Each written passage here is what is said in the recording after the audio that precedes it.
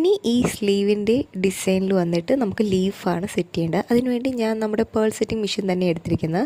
നിങ്ങൾക്കിത് മീഷോയിൽ ഈ QR code scan ചെയ്താൽ കിട്ടും കേട്ടോ. ഇതിൽ പേൾസ് വന്നിട്ട് ഞാൻ ചെറിയ പേൾസാണ് എടുത്തിരിക്കുന്നത്.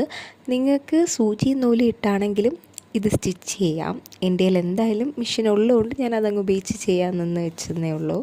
ഞാൻ പേൾ സെറ്റിംഗ് മെഷീനിൽ പേൾ വെച്ചതിന് ശേഷം ഞാൻ ആദ്യത്തെ വീഡിയോയിൽ നിങ്ങൾക്ക് ഈ ട്രയാങ്കിളിനെ ലീഫാക്കിയ രീതി ഓർമ്മയുണ്ടെന്ന് വിചാരിക്കുന്നു. അതുപോലെ തന്നെ വേറൊന്നുമില്ല, ആ ട്രയാങ്കിളിനൊന്ന് ബാക്കിലോട്ടൊന്ന് പിടിച്ച് വലിക്കണം.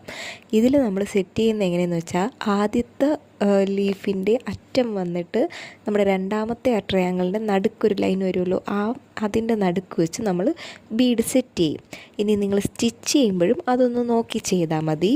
ഇപ്പം ഞാൻ ഇതിൽ ചെയ്ത് കാണിക്കുന്ന പോലെ തന്നെയാണ് ഞാൻ ആ ഫുൾ ലൈനിലും താഴത്തെ ലൈനിലും ആ ഡിസൈൻ നമ്മൾ സെറ്റ് ചെയ്യുന്നത് കേട്ടോ.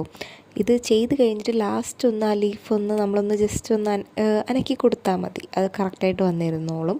നിങ്ങൾക്കിത് ഇഷ്ടമായാൽ ലൈക്ക് ചെയ്യാനും സബ്സ്ക്രൈബ് ചെയ്യാനും മറക്കരുത്. എന്തെങ്കിലും ഡൗട്ട് ഉണ്ടെങ്കിൽ കമൻറ്റ് ചെയ്താൽ മതി കേട്ടോ.